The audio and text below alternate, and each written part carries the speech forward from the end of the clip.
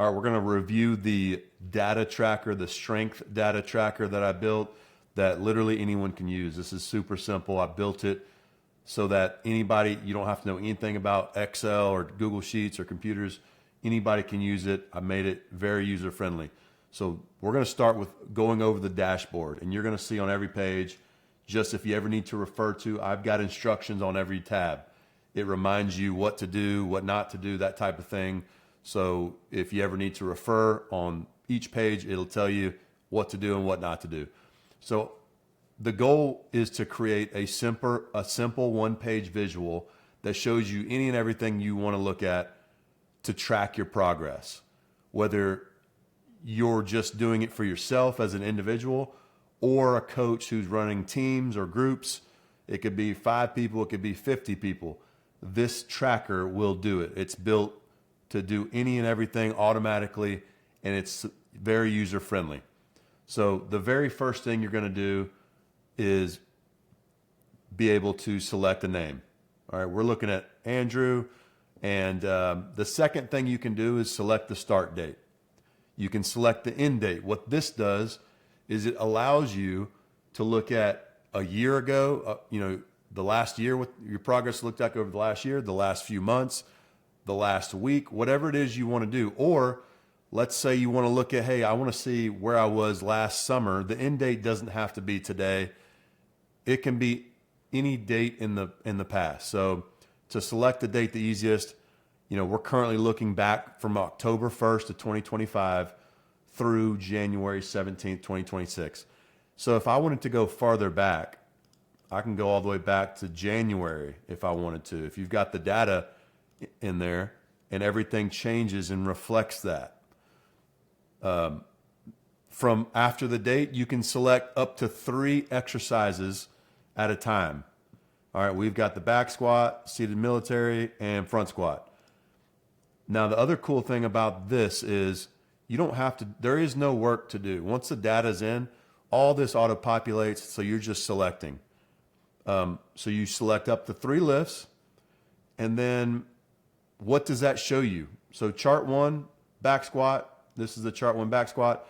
This is showing you an estimated 1 rep max on your top set of every back session or back squat session you had in this time frame. So it's not every set, but it is every top set.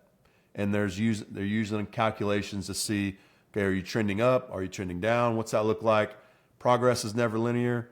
And you can see in this right here, it is lots of ups and downs. But he is currently over 100 at his highest, which is great. That's what we want to see. That is your 1 RM trend. Now the last one's a history. This is the coolest thing I think on here because this allows you to literally look at every single logged back squat you have in this sheet.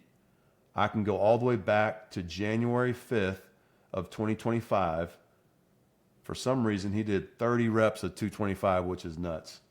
He did 3 reps of 405 on January 16th, and so on. So that you're going to get that for each lift selected.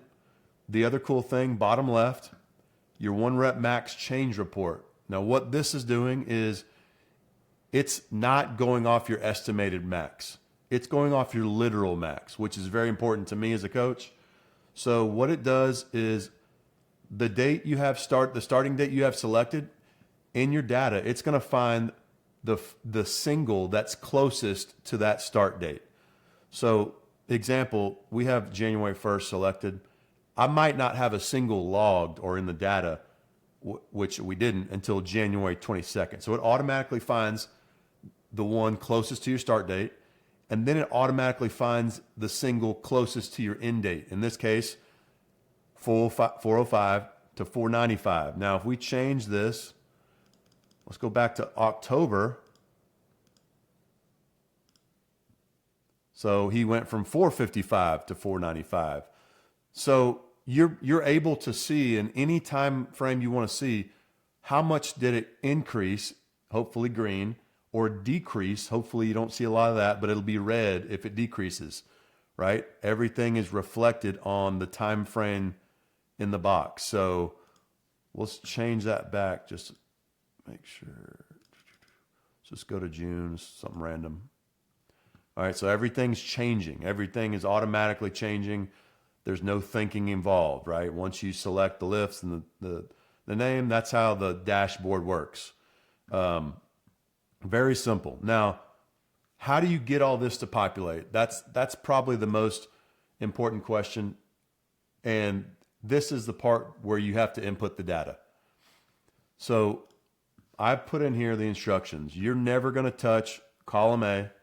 You're never going to touch column I. Column A is putting the first and last name together. I'll tell you why in a second. Column I is the estimated max. The cool thing about column I is, so we're using the Boyd-Epley formula. If you don't know what that is, I would research it. It's a formula that estimates your 1 rep max. The problem is on a single, if you log a single, it's still going to do that formula, and oftentimes that results in a number higher than you actually lifted, like this right here. See, this formula that I have in column I does not apply the formula to a single. That's how we get your true rep max. So when you look at your data and your rep max change report, it's looking at your true max. It's not inflating the numbers, which would happen if you applied the formula even to the singles. We don't want the formula for singles, only the formula for reps higher than 1. So that's what's happening in column I. It doesn't matter. You can see, and this is only one of my trackers. I've got trackers with 10,000 rows, right? You've got all this ability to track as much data as you'd like. I'm still going, right? And like I said, I've got other trackers with much more data on it. So the reason it's set up like this, and if you're a coach or somebody who used Train Heroic, I'm going to show you why it's set up like this. I'm going to go over to, let me move this little guy out of the way. I'm on Train Heroic. I'm going to go to Analytics. I'm going to go to Lift History, and I'm going to go to Complete. I'm going to choose an athlete.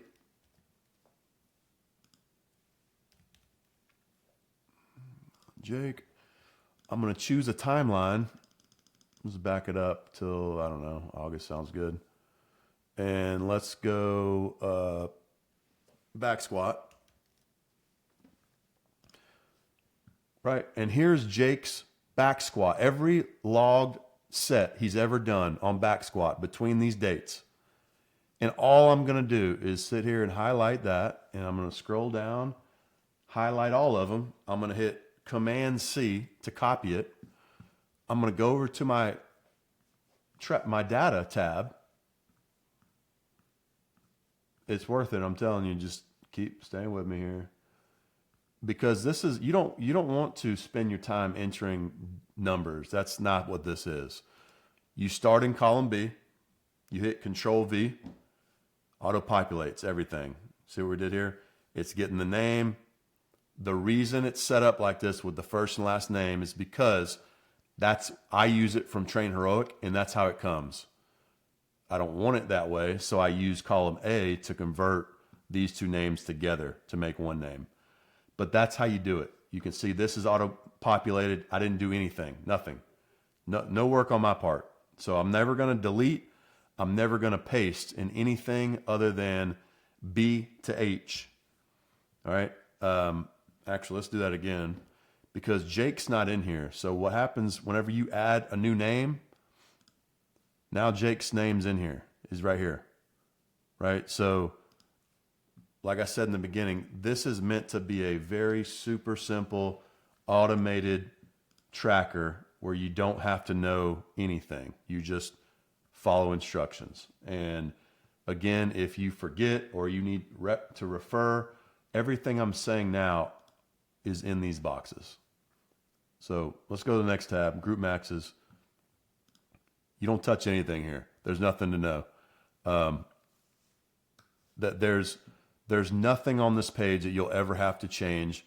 What this is doing is collecting from the data tab if you put a new exercise in the data tab, doesn't matter what it is, burpee.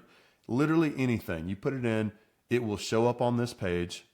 It will calculate a minimum, maximum, and average of that exercise with the data that you logged. So this, I just used this to create some of the visuals that we used, and that's it. You can always refer if you want to know what the group's average on back squat is. With the people I've got entered in here, the average is 315. The max is 495. The minimum is 135. That's what this tab does. Now this one, the test reference, you never do anything ever. There's nothing to do here. This is just where I've housed formulas to pull into my dashboard. There's nothing to do here. Forget about this one. Lifter directory. This one also is automatic in cell A. You never do a thing in cell A, because when you enter a name in the data tab, it's automatically populating here. You don't have to do that.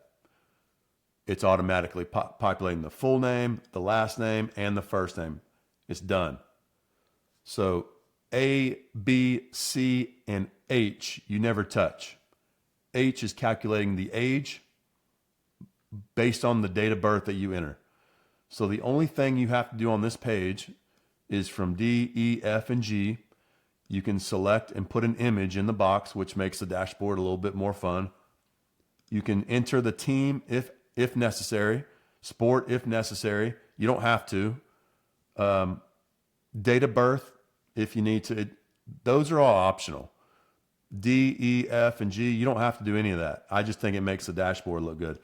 So it's pulling the picture, it's pulling the team, the sport, and the age. And that's it. That is it. So the only work you have to do is the work that you want to do and put in the data that you want to put in. So you can use any exercise. I don't think safety squat's on this one. I could add safety squat if I pulled up, I don't even know if Jake's, let me see if he's done any safety squat. No, he hasn't. So my point is, you can put as you get more data, everything gets better. So if you have any questions at all, email me at jakehicks@rxstrengthandfitness.com, and I'm happy to help you. Enjoy the tracker and let me know what you think about it.